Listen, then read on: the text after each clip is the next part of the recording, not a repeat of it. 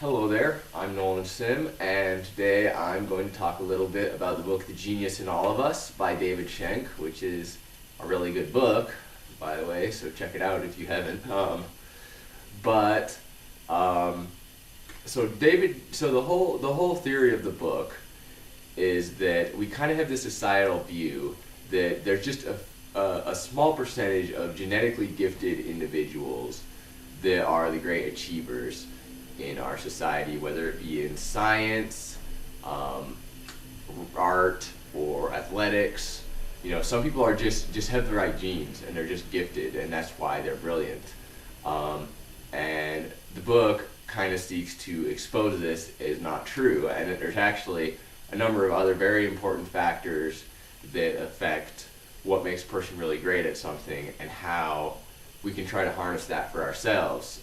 The example I want to talk about here actually is Kenyan track runners, because in one of his chapters, Schenck notes that there's this trend very recently in history that people from Kenya, and especially like the small tribe of Kalenjin, tend to be dominating in track and field, in the Olympics, and in all like international competitions.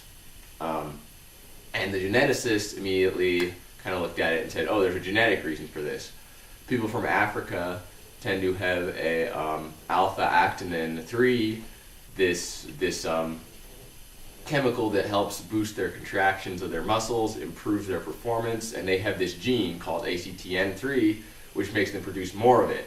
And 93% of Kenyans have at least one of this gene, so they're just better.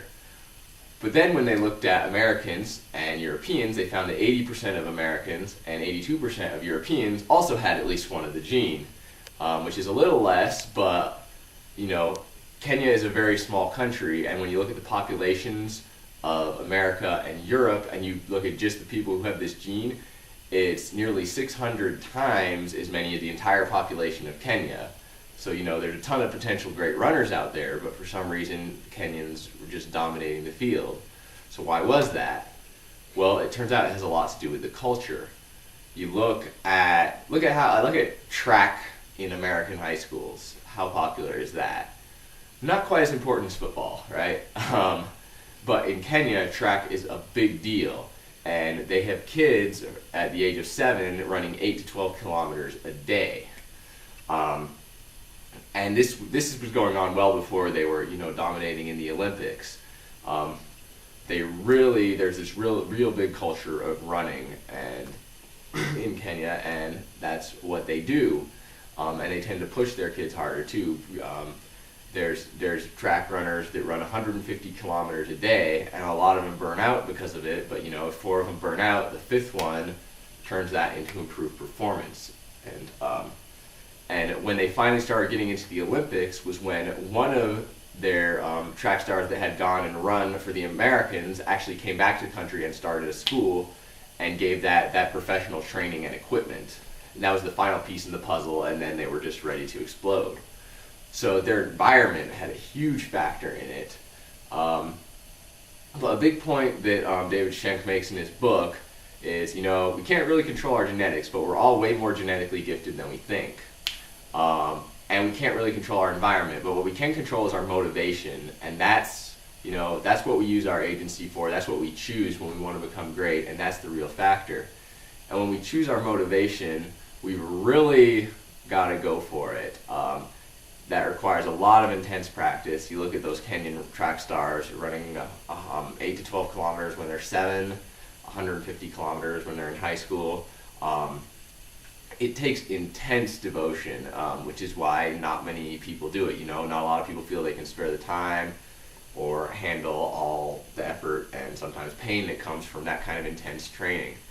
And people might think you're a little odd, but that's basically that's the principle. Is intrinsic motivation is a key factor and it's the one we choose, the one we are free to choose when we choose to improve and become great at something. And when we do that, we've got to train intensely and really seek to continually get into our zone of proximal development, that area where we're just at the edge of what we can do, and then we push just at the edge of what we can do again and again to improve. And that's how you become great at something, whether it's science, athletics, whatever it may be. He also kind of explodes the myth that there's these child prodigy musicians. He says, Beethoven and Mozart were both practicing intensely when they were 4. And nowadays we kind of look at it, they were born with that talent, and if either of them could hear that, they'd probably just laugh. So you think that I was born with this, how hard I worked for this, and that's the basic gist of the book. But what I really wanted to focus on was the factor of motivation, and just what it takes to continually keep up that motivation despite setbacks and despite the amount of time you have to sacrifice. And it's true that in a lot of places, being younger has a bit of an advantage to that, because people can dedicate more time. A 20-year-old single person can dedicate hours a day training for something, which is harder for a 45-year-old with kids and a mortgage. But as he says with people he's talked to time and time again, there's no age of impossibility, and in some fields, being older and having more wisdom actually helps achieve greater greatness. And that's it. That's the genius in all of us. It's a really great book. So to sum it up, the premise is that it's not just our genes that make us who we are. It's a combination of the environment we live in, some degree our genetics, but we're all a lot more genetically gifted than we think we are, and our motivation. And motivation really is the key factor here. Going back to the example of the Kenyan track runners, in America, $5,000 that you could get from winning a race is, just nice bonus pocket money. In Kenya, it's life-changing wealth. So you can see how motivated they would be. So the key is just to get motivated. And that's it. Thank you for listening.